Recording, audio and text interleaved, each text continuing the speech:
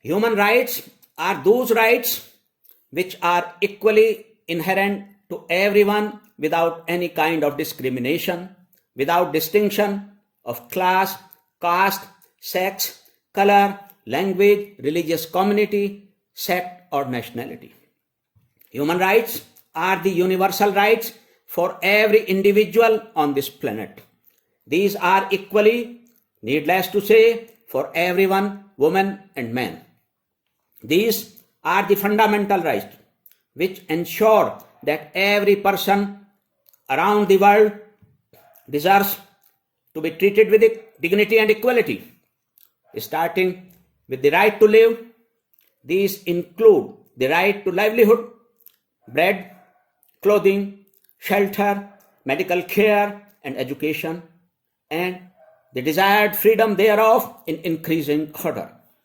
All concepts, declarations, and provisions to human rights, including views of individuals, starting from Cyrus to Mahatma Gandhi or Martin Luther King Jr., a leader of the movement for the civil rights of American blacks in the 20th century, announcement of the United Nations and other international institutions, and steps taken by the nations of the world in this regard, especially the provisions made in the Constitution of India, firmly recognize and affirm these standards of human conduct in one way or the other. At the same time, the basic and the most important thing which diverges through all concepts, declarations, and provisions related to human rights is equality. Therefore, the state of human rights can be understood fairly in context of human equality. Keeping this as the nucleus, work can be done for human rights. Human rights, I firmly believe, are not merely an issue or subject related to human life.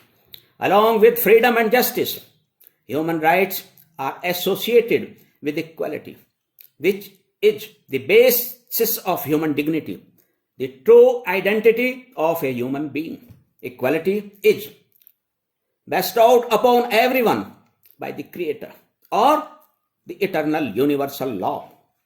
Equality is the acid test of humanity. I accept equality in this very spirit. I hold a belief that equality is the most basic principle of human life. My viewpoint or the statement regarding equality is confirmed by a short statement by Mahatma Gandhi himself, who throughout his life, as is known to all, general and elite in the world, struggled for freedom, justice, and rights, in which he said, "My central aim is the equal treatment for the whole of humanity, without any kind of discrimination, and that equal treatment means equality of service." This statement of Mahatma Gandhi was, it should be known to all those who are not familiar with its perspective related to the purpose of his life. Mahatma Gandhi had stated this while setting a goal of his life. My viewpoint of equality is also testified by the world-famous speech of Martin Luther King Jr., "I have a dream," which he gave in the year 1963 AD. Human equality remained at the center of his address to lakhs of civil rights supporters. In principle, human equality is accepted by almost all. Since ancient times, equality among fellow beings has also been expected from man. But the task of human equality is in practice very difficult even today. Temporary tendencies like jealousy and competition exist in human nature. Due to these, establishing superiority over the other, edging over others, therefore develops in man's nature. These two leanings, jealousy and competition, predominantly motivate the individual to maximize his personal interest even more at the cost of others and to achieve more than his fellow beings. Therefore, it becomes their fashion to oppress and exploit fellow beings and to dominate others individually and in an organized manner. The entire human history bears testimonial proofs to confirm this fact time and again. Therefore, I urge and expect individuals, organizations, and institutions concerned and those who are working for human rights to make their views quite clear, not veiled as is the case right now, keeping human equality at the center and step forward accordingly. Even today, approximately 800 million people in the world are unable to manage 2 meals in a day.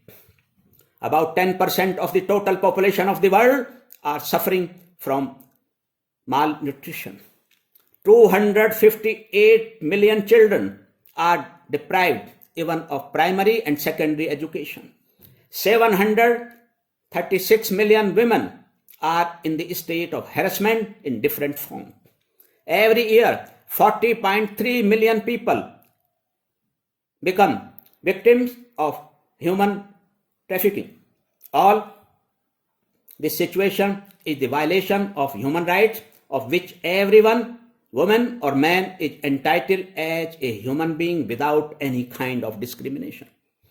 It is the deviation of civilized and capable society from the discharge of its natural and inevitable responsibilities towards the fellow beings.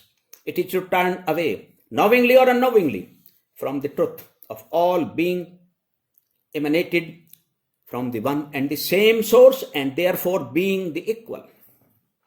It is to deny the reality of one's own welfare in the welfare of all. Therefore, unless the spirit of equality of all is developed and fellow beings are treated accordingly, humanity cannot be completely free from the state of violation of human rights. The extent to which the spirit of human equality develops and the fellow beings are treated accordingly, human rights will be ensured to that extent. Not only this, the process of justice, social or organizational, will become strong and human freedom will also be determined. While leading the struggle for the liberation of the Halpatis, bounded labor of about 24 villages of Surat district in Gujarat in the 4th decade of the last century, the 20th century, Sardar Vallabhbhai Patel had said, "The greatest sin is to keep our own fellow beings as slaves. To free them from slavery and to ensure their human rights is the prime duty of those who claim to be their so-called masters. The right way to ensure their rights is to treat them as equals and to provide equal opportunities for their development. This is the truth even today. All those who are concerned with human rights and work for them, they need to comprehend this truth that every individual has to be respected and allowed a dignified life. The established systems, institutions, and organizations are working at different levels according to their own set rules in this regard, and their efforts are welcome and praiseworthy. But maximum development of the spirit of human equality and practices accordingly is a more effective and concrete solution to this challenging global problem.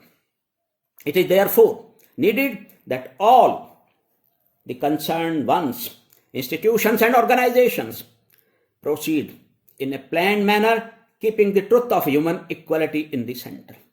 No matter what our social status is or how powerful we feel, we are all equal. We came here by birth and will live in